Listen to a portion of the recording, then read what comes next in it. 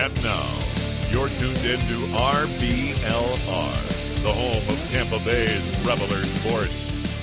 Hello, everyone out there in Tampa Bay and beyond. This is James Knowles coming at you for the RBLR Sports Podcast.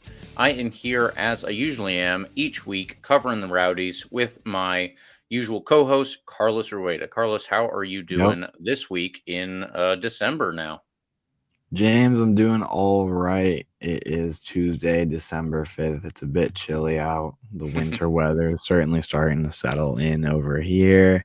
It's starting to feel a little bit jolly. Christmas is around the corner. Hoping for some Christmas gifts from the Rowdies in the form of player announcements. Love all the guys we have returning, but as we may or may not mention in a little bit, one of those guys we thought was returning is not. And one guy that we didn't know if he was returning or not is. So, bit of good news, bit of strange news, I'll say, from the Rowdies this week. But yeah, everything's going pretty well. Cranking out a couple final papers as the semester wraps up. Georgetown basketball has its biggest game of the week of the season this weekend against our rivals Syracuse. That's always a fun one. If you're up at 11:30 a.m. on Saturday, tune in. I'm probably going to be belligerently drunk by the time 11 a.m. rolls around, and it'll be a fun one against our rivals. So that is filling up my off season. There's still sports for me, but I'm craving Rowdies content, James. We need some new players in here. I'm really looking forward to that in the coming weeks. What's going on with you? Yeah, just about the same. I guess that it's getting a little colder down here tonight as well. I have heard on the news reports that we are going to be getting into the 40s by Thursday morning. So that is going to be a little bit different even for us Floridians.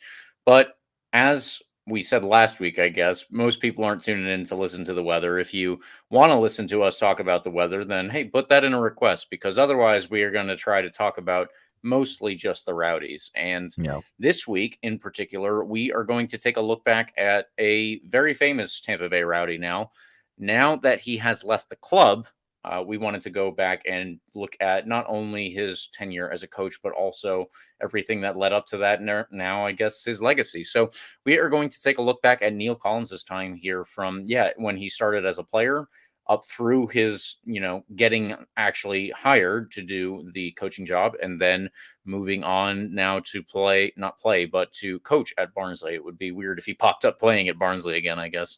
So that is what we'll be doing tonight. And before we get into anything, please like and subscribe to us on YouTube, and you can subscribe to us as well on any major podcast platform.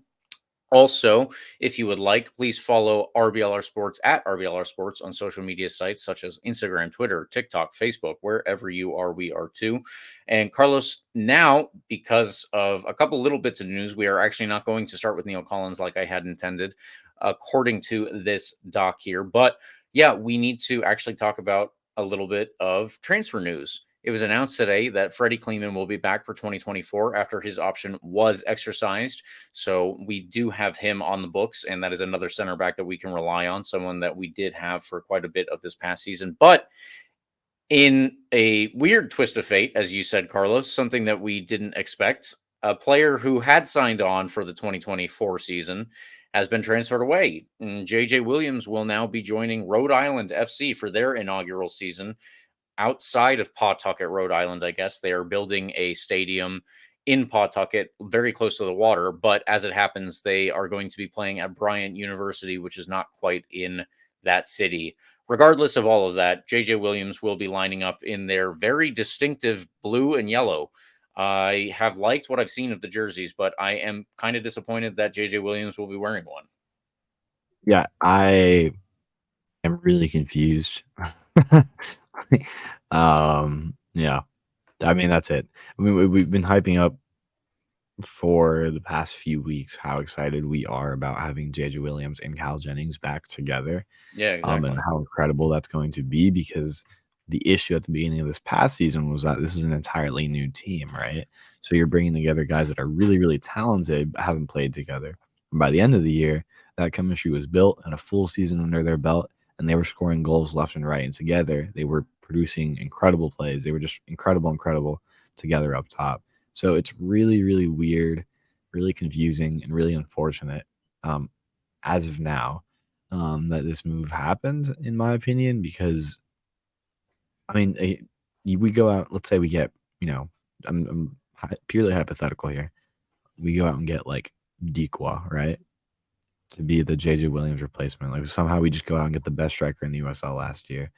Um, even then, it's like, is that better than just keeping JJ Williams and Cal Jennings up top when they were just producing as a duo? I think the best striker duo in the USL, and like producing insane amount of goals together. Like you still have to build that chemistry again. That was kind of the issue at the beginning of last year. And that was why I was so excited, right, to have this duo coming back with a full season under their belt together.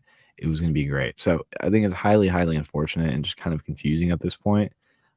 How this move, or I kind of just, I guess, why this move happened. I'm sure there's a move on the horizon to um, replace JJ Williams. We'll have to see whether it's, a pretty big name or not. And either way, we'll get behind them. I'm sure they know what they're doing, I guess, right, James? We've had a pretty good run in off seasons the past few years. So I'm not like entirely concerned or anything, but at this point in time, I think the general reaction from fans is kind of just like, what? Right? I mean, Yeah, it's really weird. Um, I hope he does well in Rhode Island. not I against us. yeah, yeah, I mean, it's just confusing right now, to be honest. We'll have to see how he plays over there. I hope he does well again.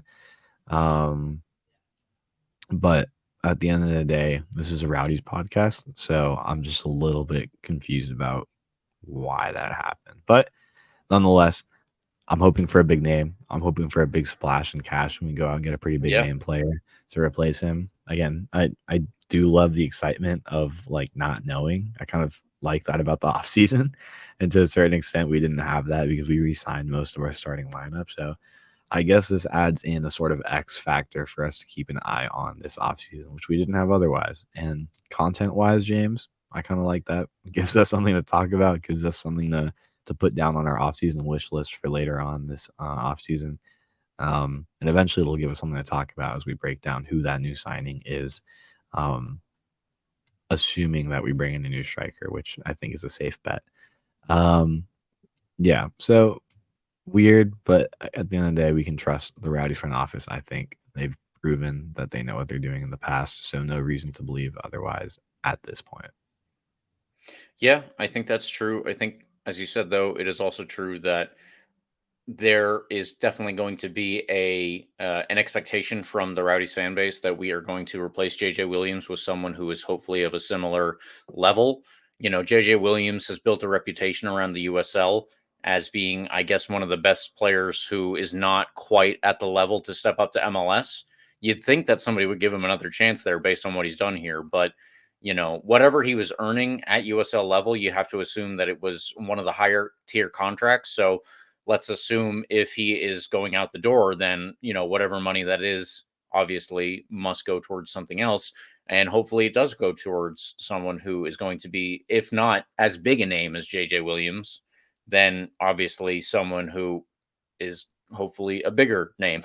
But Yeah, I don't know who that would be. Obviously, yeah, there is a list of there is a list of free agents available right now that you and I might peruse a little bit later on in this offseason, Carlos. But yeah, yeah, I think that we are both going to sit back and hope that obviously JJ Williams gets replaced adequately. And I do expect that they will do so based on, previous years. But it's definitely a weird one. It's definitely weird that because, yeah, assumedly he was announced as coming back for 2024. That means a contract was in place. So my idea is that he must have been bought out, but the Rowdies did not put that in the press release, so we obviously don't have anything to report to yeah. confirm that. I That's a I good have point. no idea, and unfortunately, I wasn't in any of those rooms as much as I would like to be. Yeah, So we're just gonna have to speculate. yeah, and I think we can safely assume like we got something in return because of that contract that we knew existed, right? I'm sure that didn't just like evaporate into thin air. Right. Yeah. Um, but what that is we don't really know, and that's kind of just how it is in U.S. soccer. You don't really learn about that because of the rules here regarding contracts and the privacy around that. Um, so yeah, it is one of those things where we'll just have to wait and see. Again, how many strikers are out there available in the USL that are at JJ Williams quality or better? It's pretty limited, I would say, honestly. So we would have to go out and get a pretty big name to replace him, I think, adequately, or at least the level Rowdies fans would expect for, with how much production he had last year. But again, I think so much of his value was the duo and the chemistry with Cal Jennings. So I really, really, really, really do think you lose something pretty significant um, in that duo, right? Like you're gonna have to rebuild to a certain extent that chemistry that took a while to build, or kind of adjust to a new system, maybe, right?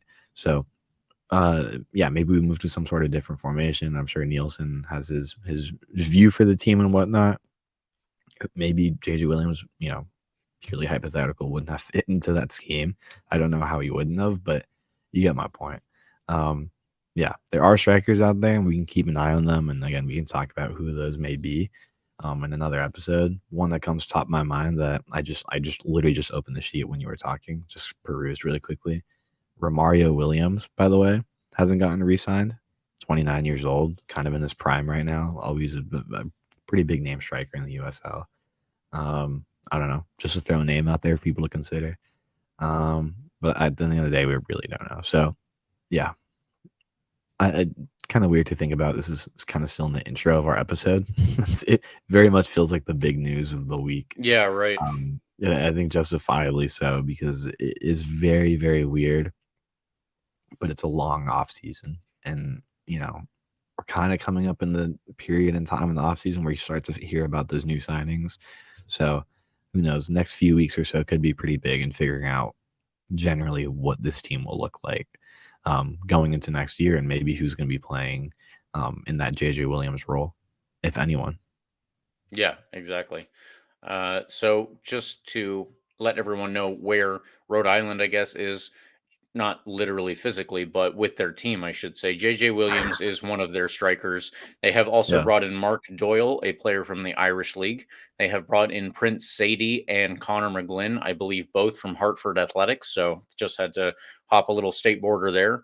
And then they have brought in Coque Vegas and Grant Stoneman from San Diego Loyal. So that just about rounds out the team, along with Amos Shapiro Thompson. And Amos Shapiro Thompson is a player from the New York Red Bulls Youth Academy. But yeah, that's what JJ Williams will at least have to work with for the time being. I am assuming, based on everything that Rhode Island has done so far, they do have a little bit more cash to splash themselves, and we'll see what that turns into. But Carlos, as you said, this is a Rowdies podcast, and we are here to talk about the Rowdies. Let's leave Rhode Island alone for just a little bit, I guess.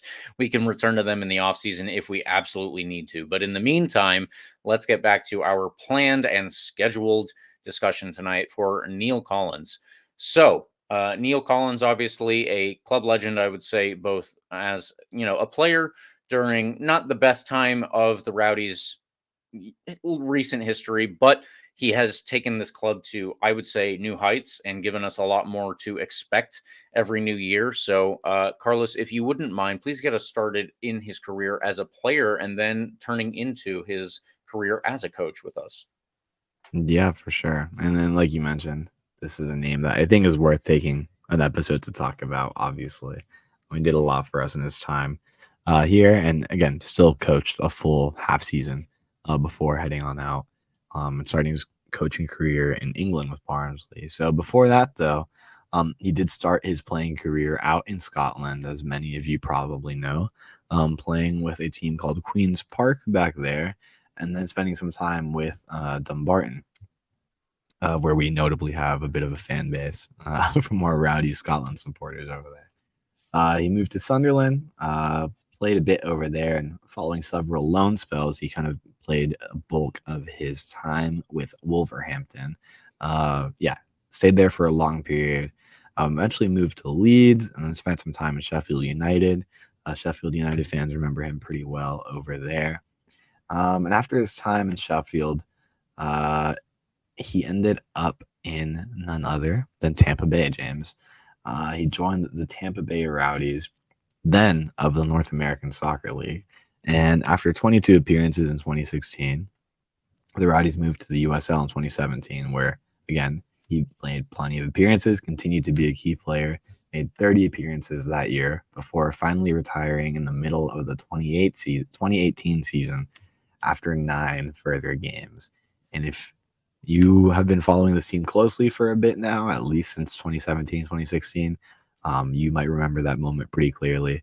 It was a very, very, very, very strange time. So the Rowdies did make the conference semifinals in 2017, but then as that 2018 season rolled around, it started pretty poorly. It was one of those spells where we were kind of in a dark area.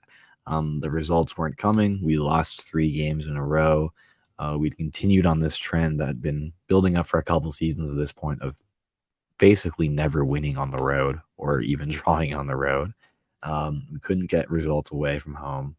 And by the time the Open Cup game rolled around that year, James, in 2018, you might remember a really, really, really, really bottom of the, let's say bottom of the barrel result.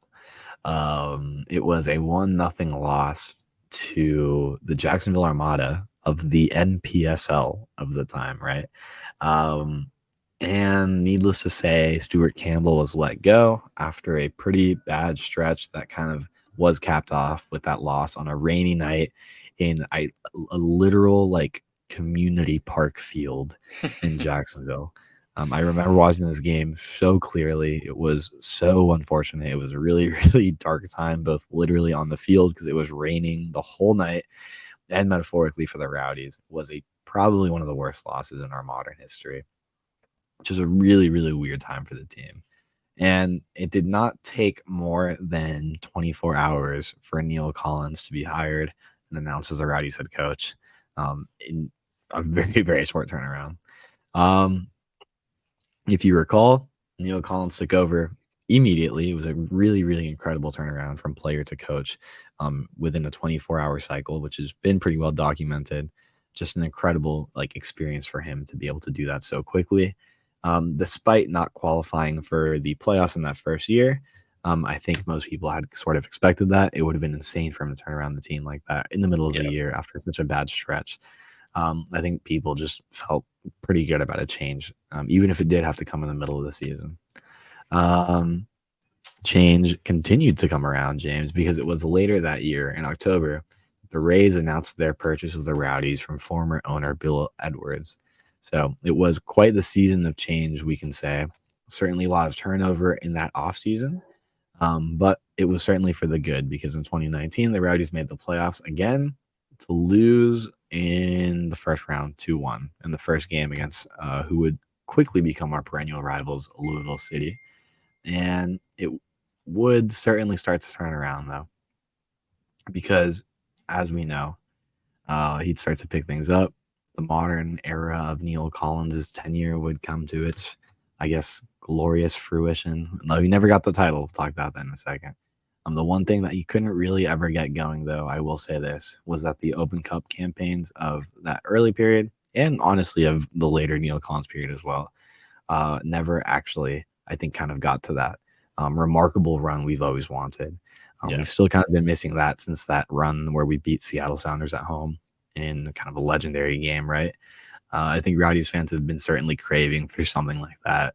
But that's one thing we won't talk about too much in the Neill Collins era. Those Open Cup games were certainly exciting at times. You remember that game against Orlando City when he got that That's red the card only one on that the I was going to bring up. Yeah. Yeah, he stormed away and caused a commotion over there. Certainly showed the passion that we loved him for. And that was kind of the career up until COVID. He basically had one full season under his belt before COVID hit. And can you imagine taking over like being coach during COVID? Just an incredibly weird time. But he was able to certainly overcome some incredible challenges. But before we jump into any of that, let me recap a little bit more about the Neill Collins era. hail him a bit more as a hero and the legend he is. I do need to mention, of course, that liking and subscribing is free, James. But if you need some new threads, you can totally support this podcast by heading over to shop.rblrsports.com and checking out all the cool designs that have been cooked up over there. The link is in the description of this podcast. Again, plenty of cool designs. Use promo code COYR on any order over there for 10% off your order. Really cool stuff, plenty of cool designs. And speaking of those designs, there's one particular design that our RBLR Lightning crew has cooked up. The RBLR Lightning podcast, so let me move my head a bit over here on the screen. They've teamed up with our friends at the Bolt Report to raise money for a great cause. Over on the RBLRsports.com website, you can go find an ugly sweater themed t-shirt that will look absolutely great on you. It's got a great design. If you can't see it, if you're not watching on the YouTube channel, it's right next to my face here.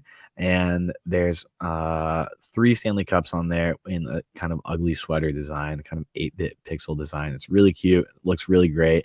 It'll go well as any Christmas present. If you're a Lightning fan, any Tampa Bay sports fans will absolutely love it. And again, 100% of the profit will be donated to a great cause, Toys for Tots. Perfect for the Christmas spirit. Give back a little bit and buy a great shirt in the process. The link is also in the description of this show. So you can go ahead and, again, head over to rblrsports.com. Use promo code COYR for 10% off any order. But particularly go ahead and look for that ugly sweater themed t-shirt with the 3 Stanley Cups on it. It'll look great for you. It'll look great on you. It'll look great on anybody you want to get a Christmas gift for. And 100% of the proceeds will go to Toys for Tots. So again, check that out in the link in the description. It's going for a great cause. It's coming around for the perfect season. It's giving season. It's the holidays. There's no better time to do that.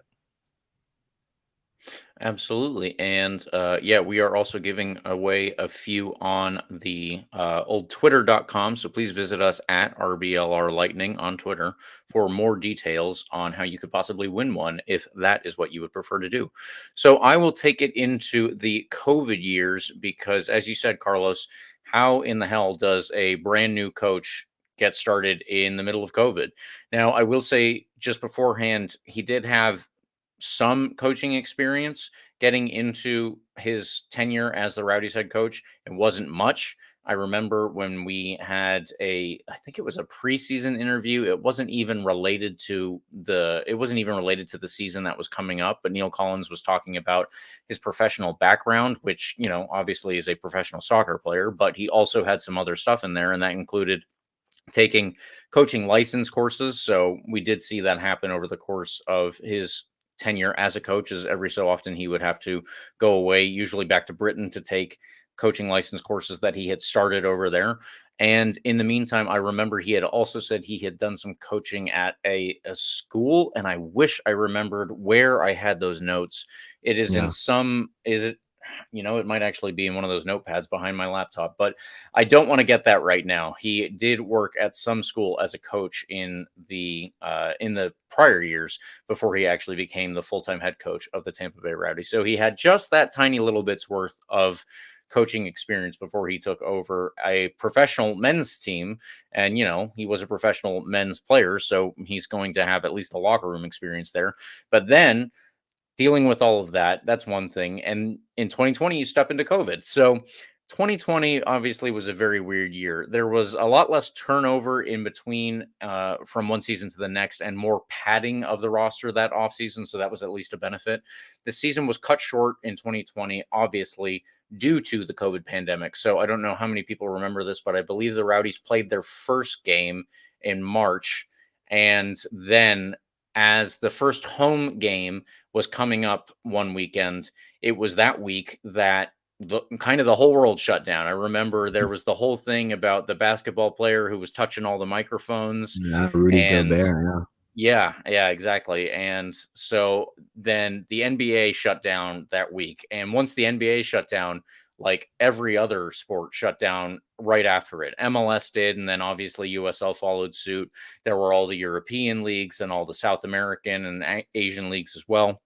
So it was just, a very weird time. And we obviously had this long break in the middle of what was supposed to be the beginning of the season, actually.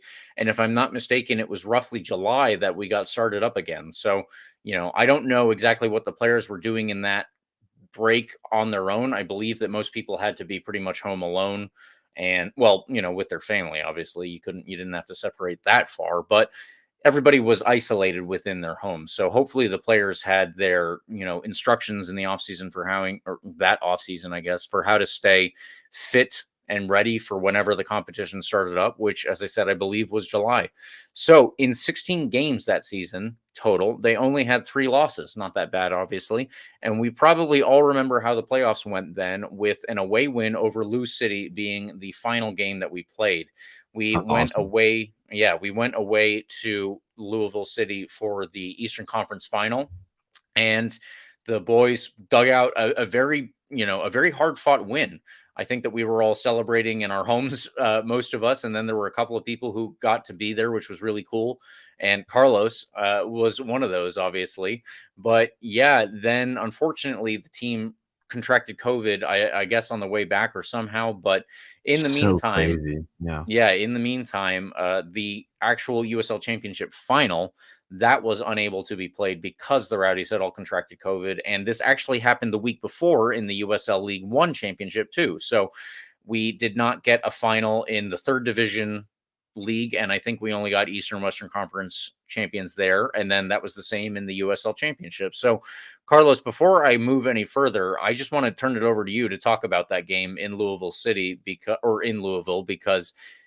beating Louisville City is obviously very important, and to do so then was, crazy under all of those circumstances. And then obviously we didn't get to play the final game afterwards. So it Yeah. was like one after another of all of these things that we'll probably, hopefully, let's say, hopefully never see again. Yeah. Yeah. I mean, it was just an incredibly weird time, as we all remember. This was only 3 years ago, right? 2020. It feels like an eternity ago. Um, but we're still not that far removed from everything that happened. We can obviously remember everything pretty clearly. By this point, again, it's worth remembering that Neill Collins is still a pretty new head coach. He had uh basically this was his second full season. No, not basically. This was his second full season under his belt. So the make the conference final and ultimately win the conference final before not being able to play the final in his second full season is something that I don't think we talk enough about. We mentioned a lot about his accolades and everything, but I think there's a certain kind of misunderstanding that, or a misconception, maybe is a better word for it, that these are all like very, very recent things. Obviously, that 2020 run was just his second full season, and something that's not mentioned enough. It's incredible to do that so quickly, and there's very few people that could pull that off. I guess one of those is Juan Guerra, by the way, who won with Phoenix in his first year. But other than that, Neill Collins was just an incredible personality, and it was so cool being at this game. And I love talking about this game because it was one of those times where, since it was just a weird COVID situation, flights were really cheap, James. Like, nobody was going anywhere, obviously. Everybody was at home. It's at this point, it's what, October? We're 5 months removed from like the start of everything. We know a little bit more about COVID as a disease, but it's still relatively unknown. A lot of people are stuck at home. And this was a time where my dad and I were able to venture out and get on a plane that had very, very few people on it. Go to an airport in Indianapolis, had very, very few people on it. Yeah. Rent a car for very cheap and drive down. Get to know like the Midwest, which I've never been to as a region. Indianapolis is a very cool city, by the way. If you ever have a chance to go, there's really cool stuff over there. Louisville, also a surprisingly cool city, but again, it's just an incredibly weird time. I mean, we're also, by the way, coming off of the Black Lives Matter protests Hmm. that whole year and that whole summer, especially. We get to Louisville, and there's still like very, very clear scars that city's like healing with and healing from, right? Um, Not to get into like an incredibly serious topic out of nowhere here, but it was super relevant at the time. We get there and we're like, why are all these restaurants in like downtown closed? And it's like, oh, there was these major protests that were still ongoing. And like businesses had been torn up, and there's been a lot going on that year. Obviously, in the wake of all the events that happened. So it was an incredibly eventful time despite everybody being at home. And it was really, really weird to be going to a soccer game in the middle of that, right? I mean, you have an incredibly important phenomenon with the Black Lives Matter protests. You have COVID keeping everybody at home. In the middle of all that, a second division conference final, right? And frankly, it was an incredible break from all of it. Um, we won the game. The atmosphere was incredible. Louisville didn't have a chance to open their stadium the way they wanted with a full house. But honestly, it felt like a full house. It was incredibly loud. Their fans were super engaged all game. It was really, really impressive. The atmosphere was awesome, just with half capacity, quote unquote. There's definitely a little bit more. But like being there, and Steven was there, and Mitchell was there, and a bunch of other Rowdies fans that I'm not going to remember were there. The families of the players were there. It was incredible how much Rowdy's presence was still there despite all of that. And Neill Collins appreciated that, by the way. I mean, he came over, he greets everybody from a distance, obviously, with the 6 feet. COVID stuff, I guess it didn't matter at some point in Louisville. But just an incredible game. I always like to mention the fact that the Rowdies scored all 3 goals, by the way. If you recall, the Louisville goal was a Lakawecki own goal. So the Rowdies did score 3 goals in Louisville. Unfortunately, one of them was for Louisville. But I digress. We ended up winning the game. It was an incredible atmosphere. And it was one of the most, I don't know, just one of the games where I've yelled the most, obviously, because there's not a huge Rowdies contingent there. So I obviously had to make up for that lack of Rowdies fans that were there. Yeah. And just incredible stuff. And again, the fact that Neill Collins was able to win over there away conference final with everybody picking against us, our team was good, but it wasn't Louisville good that year. No, we were, that's definitely something to point out. We were not like the Tampa Bay Rowdies, as I think everybody thinks of us now at that point. Correct. Yeah. And you look at all the expert picks from all the pundits in USL, and we were basically universally picked against, which was probably the right pick, by the way. It was really unfathomable for this Rowdies team to go in there and beat Louisville. The odds were low. There was a lot of question marks around the team because if you remember that 2020 season format, it was this weird group stage setup where we were playing the same teams 3 times, maybe more. It could have been 4 times, honestly. But we were playing the same teams. It was Miami, Birmingham, and Charleston potentially, and Atlanta as well. Maybe not Charleston, but at the time we were playing against pretty not that great teams. Our group was pretty weak. There's a lot of question marks around the team, and Neill Collins just didn't care. And this was I know we have the Lucky M. Kasana moment, a couple seasons later, but this is my personal favorite Neill Collins memory. Just the passion he had this game, just the energy, the way he lined up the team to go out there and disregard everything, all the noise about not being able to win this game, and doing it in such a crazy time in the middle of such incredibly ground, earth shaking, society changing events, was really, really weird but cool, right? It was a strange time to do it, but it was incredible that it happened. And to combine it with all the Tampa Bay sports success that was going on in that period was just incredible. It was an incredible time. It was just truly one of the most magical periods of time for Tampa Bay sports. And again, it came at a weird time, but it was so cool that Neill Collins got to be a part of that narrative. I mean, you really saw the Tampa Bay sports media pick up on the Rowdies in a way that you haven't seen before.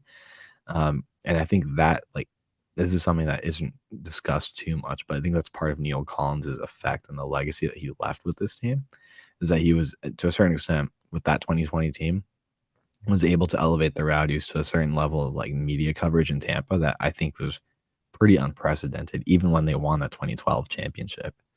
I mean, they were in the discussion with every team, and the whole Tampa Bay narrative included them. It was really cool, and it was because of Neill Collins that was able to happen.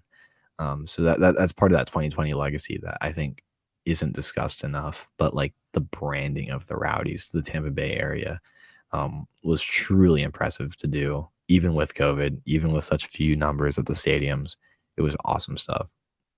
Yeah, actually, Carlos, I think that that's a point that I did not include in the stock because I didn't think about that at the time of writing it, but I think that actually is one of the most important parts of it. Now that I look back on what it was, because Champa Bay was kind of picking up around 2020 as that year kind of rolled out, right? Because 2020 was the end of COVID, obviously. It was 2021, I think, that the Bucks went to the Super Bowl, and then the Lightning were doing the same thing around the same time.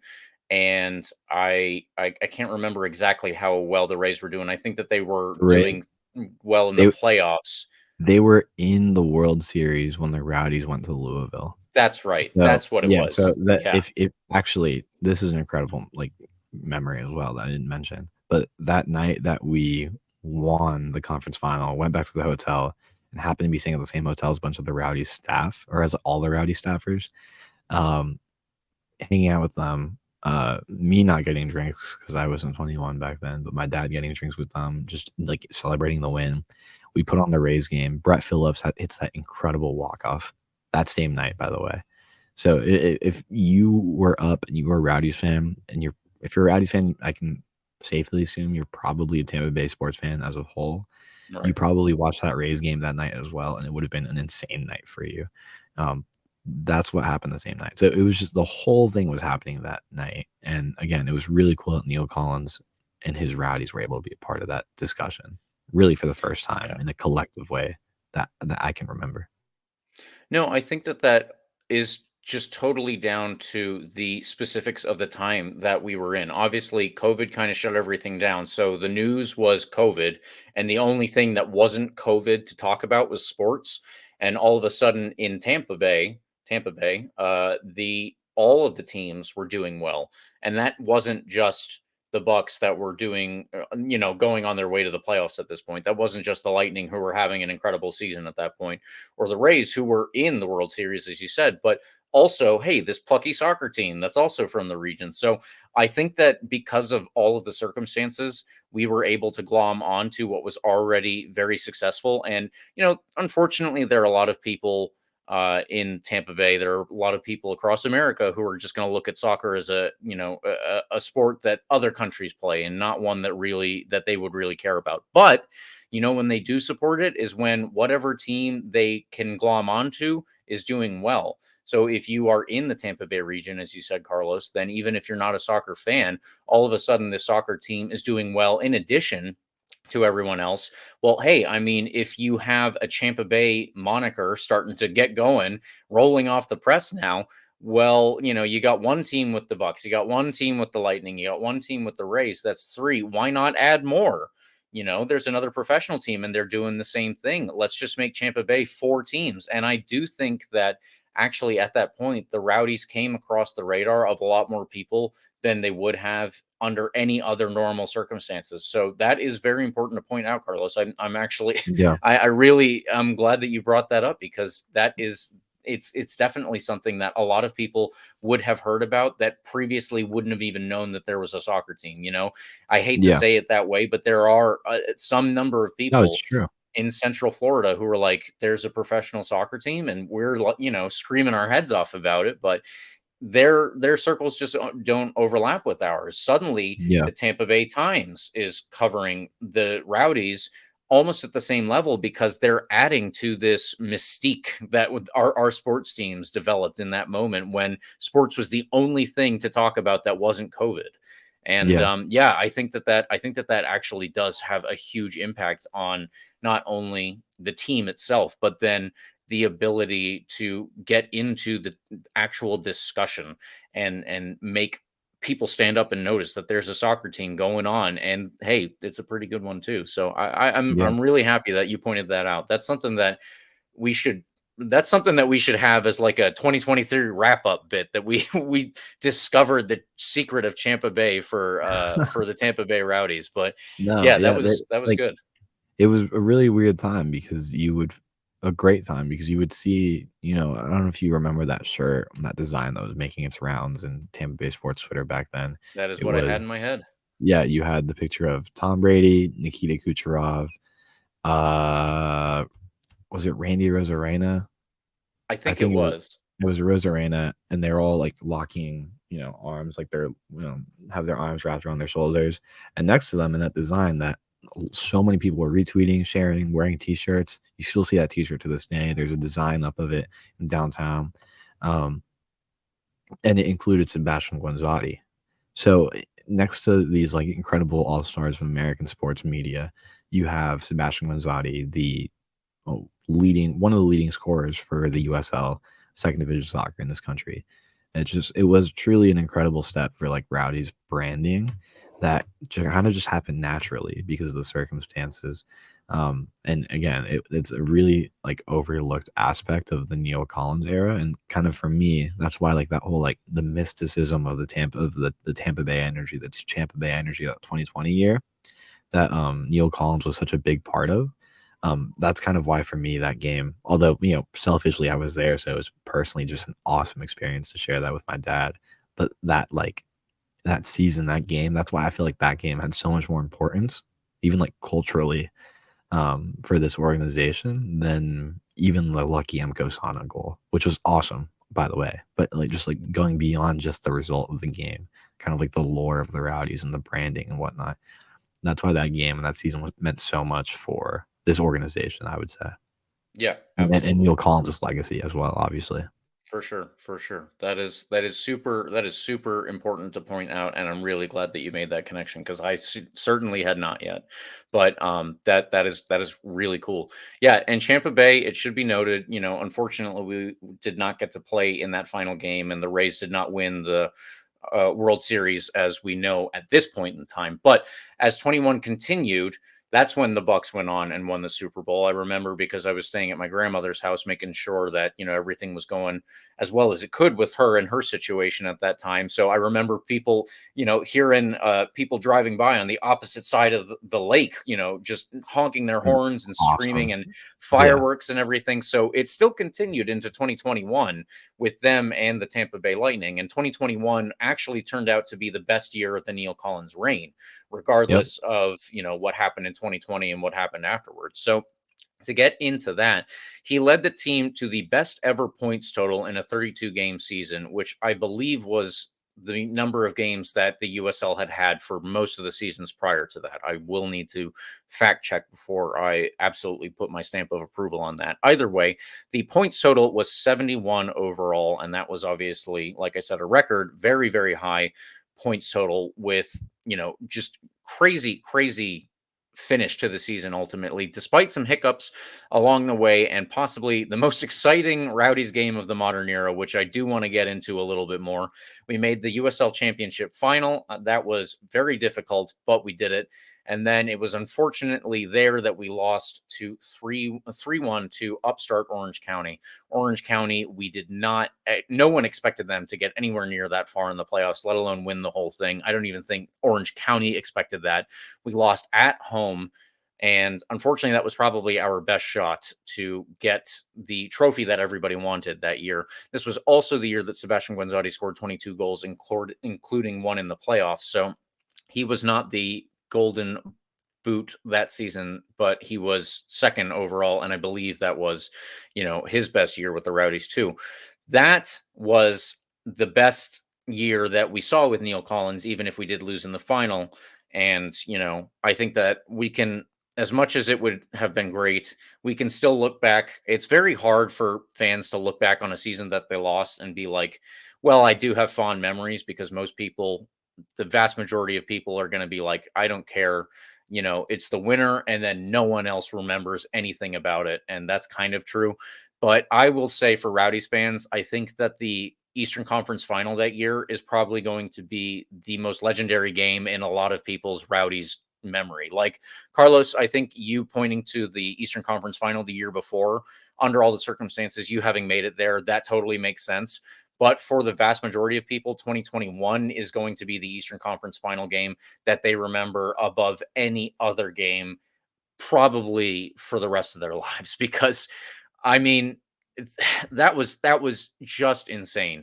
We were down I don't remember how long we were down, Carlos, but we were down 2-0 until what, the 70th, 80th something minute, and the 77th minute. Thank you, producer Eureka, always there with the There you go. facts. But yeah, so our super sub, Lucky Mkosana, comes on and he scores in the 77th minute. Then we're picking up a lot of momentum, and you can see Louisville City is just absolutely on the ropes. They are holding on for dear life at this point. And I am with my family. We were actually in North Carolina. I wanted to stay here, to watch that game, obviously, but we had a vacation plan for ages at that point. So unfortunately, it didn't work out, and we were able to get the game up on this, cabin TV. And we were all like starting to get a little antsy towards the end of the game here, with it being 2-1, and the Rowdies are getting closer and closer. And eventually, Lucky Mkosana is able to tie it up in stoppage time of the second half and take us into extra time, where I knew based on the momentum that we had, if we were able to take it to extra time, we were going to get another goal and win it. And ultimately, that's what happened. Steven Dos Santos got the third goal for us in extra time after we had tied it up in stoppage time. And that was the most incredible game I have ever seen, like live, I guess. I mean, Yeah. outside of a World Cup final or something like that, that was the most emotionally invested I think I've ever been, because that was just club level soccer in its absolute best possible form. That it was incredible stuff. And by the way, sorry if my voice sounds differently. By the way, I had to switch mics in the middle of my laptop almost dying. But by the way, like, we scored that game-winning goal in extra time, in overtime, after we had scored a goal that should have counted, that got disallowed too. I mean, it was just an incredible just moment of resilience and grit that I don't think I've ever seen from a team ever. Like, oh my God, I'm dying. I'm choking up on myself just thinking about that moment. It was truly just an incredible series of events. We scored 2 goals within 10 minutes to tie the game, in a game where we had been on the back foot the entire game. So it was really incredible stuff. Lucky back to back during normal time. That goes down in history for sure. So yeah, I mean, obviously, like, if that should be the most memorable game for Rowdies fans, like, obviously, I don't see one that kind of like supersedes that, unless you were at like the Seattle game back in 2014. Am I wrong Yeah, about right. that? Or you were at the final in 2012. Like, that should be the game you remember when you think Rowdies, at least at this moment. Certainly plenty of memories to be made, but I mean, yeah, this is kind of one of those games that you look back on, and this is kind of characteristic of Neill Collins and the Neill Collins era. Team that doesn't really give up, just determined and confident in itself, even until the very end. Yeah, just really impressive that this was able to happen. And it certainly was. I think will be one of the games everybody remembers from Neill Collins' 5 years with us. Yeah.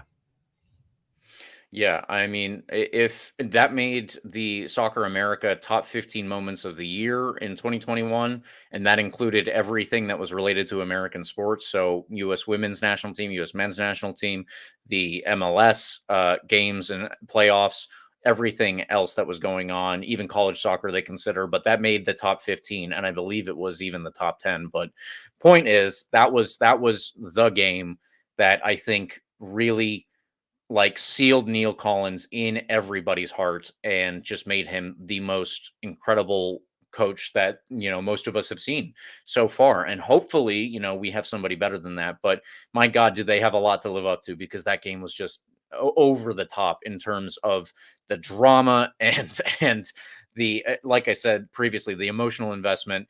I have only ever come as close to crying as that game when it was World Cup final, and I did cry when Messi won, but that's a little side note. So yeah, that was 2021, and I think that was only, regardless of the loss in the end, I think we should all look back on the game that preceded it and just remember that for what it was, because it was something that most of us will never be able to see again. So, with that game and that season out of the way, we will move on to 2022. And after losing some big starters from the prior season, including Forrest Lasso, Evan Loro, and Jordan Doherty, 2022 started off pretty slowly before gaining steam over the summer. And that included a 13-game unbeaten streak. So, obviously, we were looking pretty good over that little course there. We made the playoffs and lost in the Eastern Conference Final that year, unfortunately, to Louisville City. This was also a weird year with the U.S. Open Cup. It had returned after 2 years away because of COVID. And this was that one, Carlos, that you mentioned. We lost away to Orlando City. I traveled to this game, and they had dealt with, I guess, Orlando and Tampa rivalries before. So they confined all of us to this upper deck corner in the Orlando City Stadium. It was a little weird. I was sat next to Matt Cox of Still fun. yeah, it was definitely of the Unused Substitutes podcast. And, he had told me a couple of experiences he had when he had gone to prior US Open Cup games, or just league games, I should say, against Orlando City, and stuff that I was not expecting to have to deal with. When Neill Collins got sent off with a red card, he did not want to leave, because I do think that he was pretty hard done by there. I think that the calls that we were getting were really, really favorable to Orlando City. And I try to say that as unbiased as possible, because everybody's going to have a problem with the referee almost all the time. But I really felt that we were pretty hard done by. Regardless of that, Neill Collins did not fully leave. He went off the field, and then he kind of stood in the stands, which was underneath the section of the field that all of the Rowdies fans had been sent up to in the corner. So we could see him, a lot of us, but he was arguing with the referee that he wasn't going to go farther than that because he was in the stands and he wasn't affecting play. Obviously, they were never going to accept that. So he ultimately did have to leave.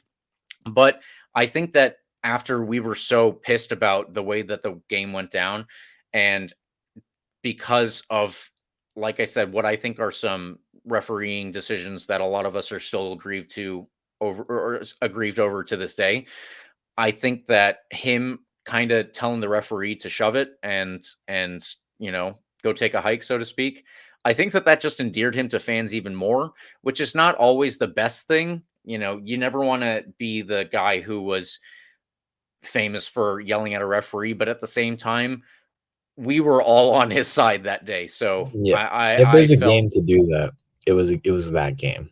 Like, exactly. That's the type of game where you want to do that, and that's the type of game where you win the fans over even more so, even though there's not much more you could have done except win the title to do that.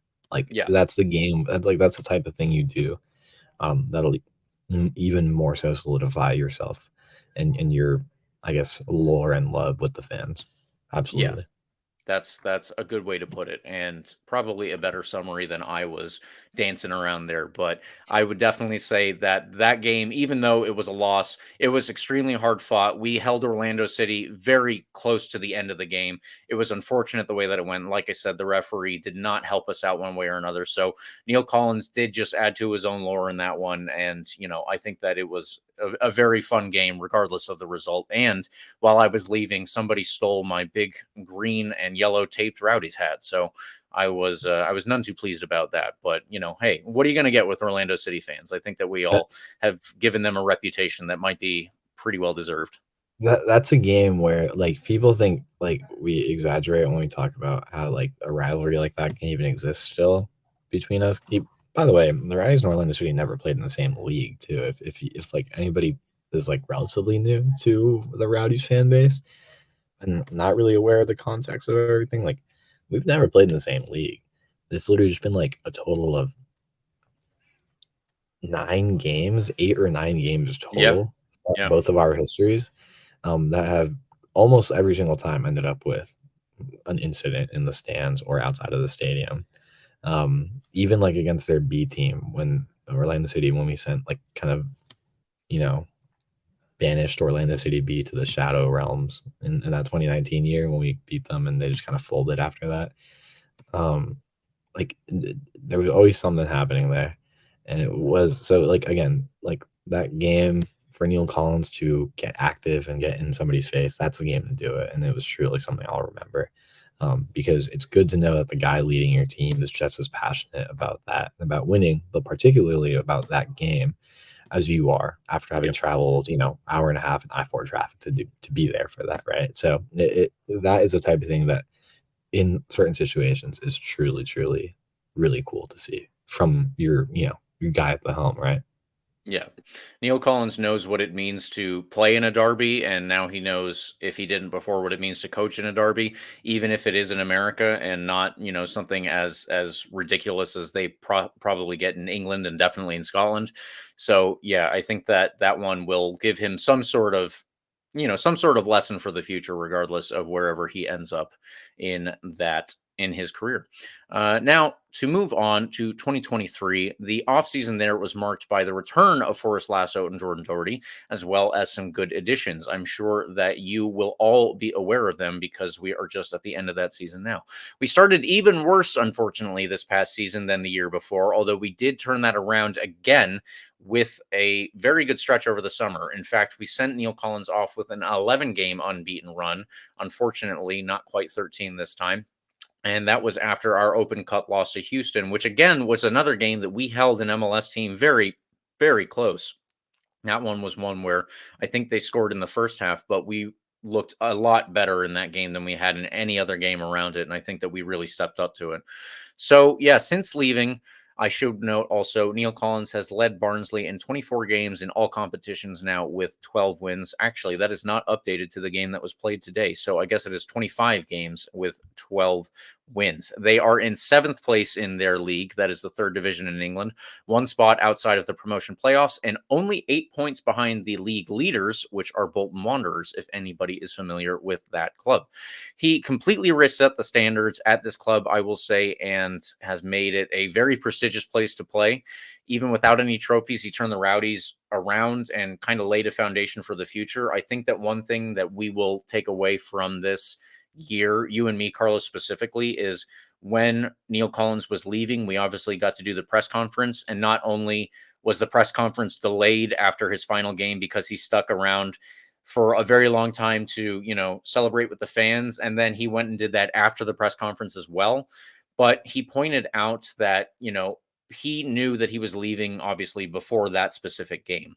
They had given him, Barnsley that is, had given him a couple of games to sort things out, and he wanted to help out the Tampa Bay Rowdies organization before he left to go to England.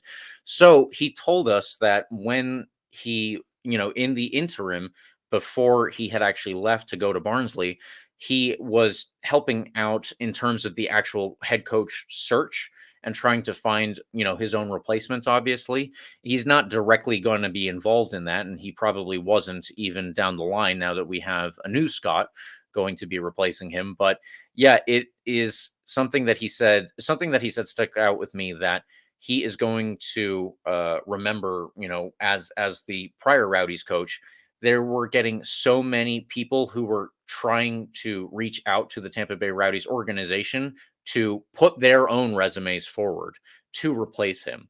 And I mean, you don't get that across the USL Championship. No offense to the teams that I'm going to name here, but nobody wants to play on a baseball stadium that hasn't been renovated. I will say Al Lang was a baseball stadium, but it is obviously, a soccer stadium now. It is retrofitted to support not only the field properly, but the stands and the fans that are going to be there. It is a well-run organization owned by an organization itself that, has another sports team, obviously. So there's a lot of money behind it. You can tell that they're going to get a lot of quality. There are good people behind the scenes in the front office. I think that this is a very prestigious job now to have. And that is only confirmed, obviously, by Neill Collins telling us that there were so many people that want to replace him. Ultimately, you can also confirm it just that little bit more because Robbie Nielsen is the new manager. Robbie Nielsen has coached two different clubs 3 different times from the Scottish Second Division into the Scottish First Division. He took Hearts, his own club as a player, into European competition, which is not something that they're always going to be doing.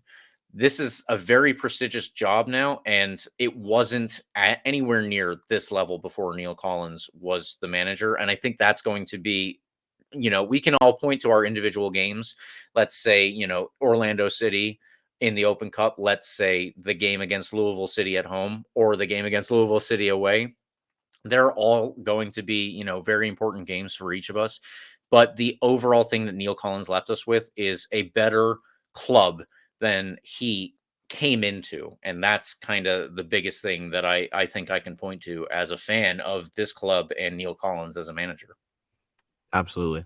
And there's no way to like directly confirm this, but I feel like it's hard to say that the Robbie Nielsen connection wasn't at least in some way fostered by Neill Collins. Whether that was directly, whether that was indirectly.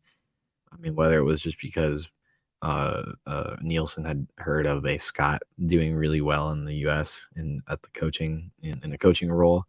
I don't really know. I'm not really sure what there is to say about this. But I mean, it certainly isn't. I don't think it's a coincidence that we hire back-to-back Scottish managers.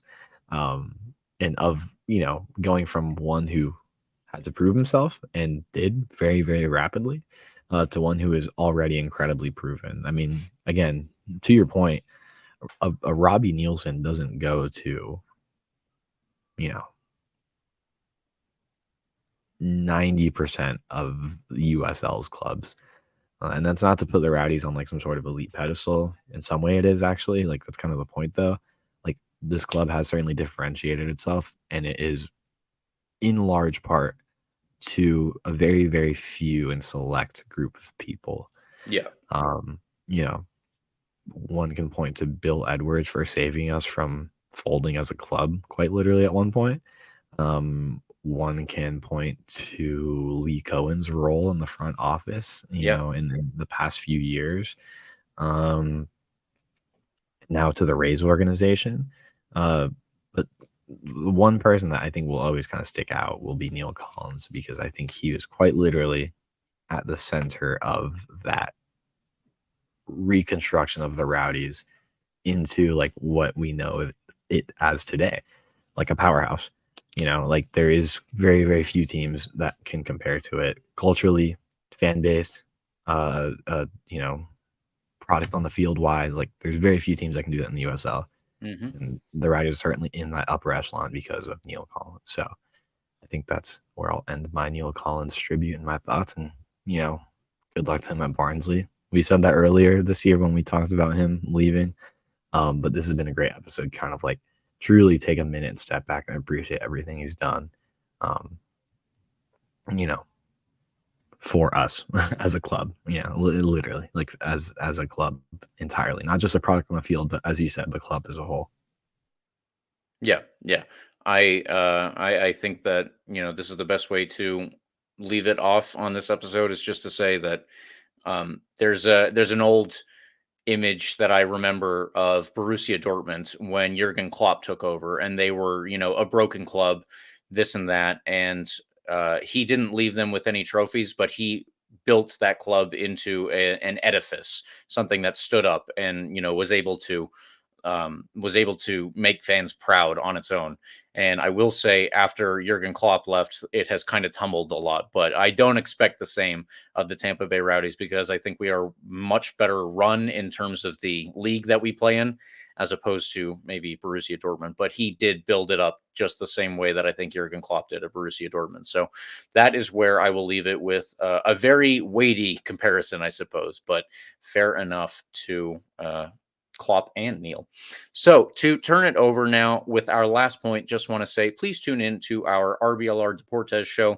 We are getting that off the ground, obviously, and Santiago is doing a fantastic job covering not only the Rowdies, but all the Tampa Bay clubs in the football arena and hockey, baseball, and soon to be the Tampa Bay Sun. Speaking of which, we should note that the Tampa Bay Sun program for RBLR Sports is also up and running. Please tune into that whenever you can and make sure that you give both of those a follow on Twitter. Hey, let's move on to the next thing here. Please follow RBLR Sports on Twitter as well. We are at RBLR Sports on Instagram, Twitter, TikTok, Facebook, Threads, anywhere that you are, we are as well. And I specifically am mostly on Twitter at RBLR James K. What about you, Carlos?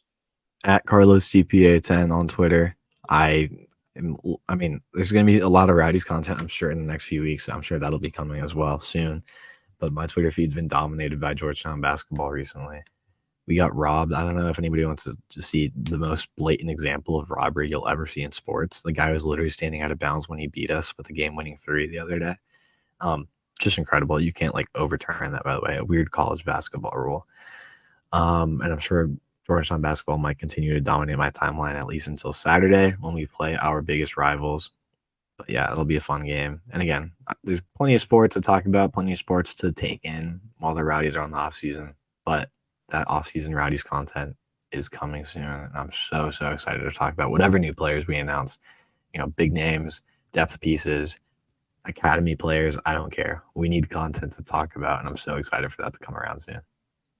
Yeah, absolutely. And in the meantime, Carlos, we might do a little bit of speculation Christmas wish listing because I think it is just about that time of year anyway. So with all of that said, if you would like to get everything that we have just alluded to, please like and subscribe to our podcast. You can get the full experience on YouTube, of course, but if you just want to hear us, we are also on Spotify, iHeartRadio app, Apple and Google Podcasts. For another week in the bag, coming up on 2024, down the line, come on, you Rowdies. Thank you for tuning into this presentation by RBLR Sports. On your way out of the stadium, please remember to like and subscribe.